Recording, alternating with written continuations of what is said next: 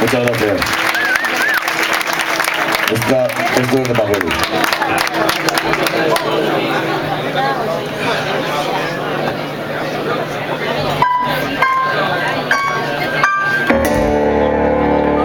De papel, mil barquitos he intentado hacer,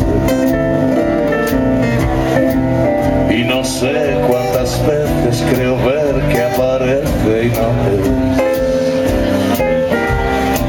Se parece, pero no lo es. Envejeces sin saber cómo hacer un barco de papel. Ya lo sé, de papel no va a flotar muy bien,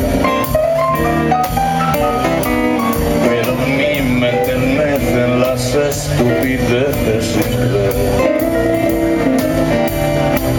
Y no salen, nunca salen bien. Ya me vale, aprenderé. Los barcos no son de papel.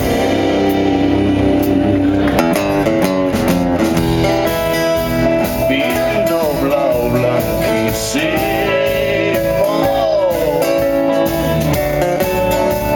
así sería,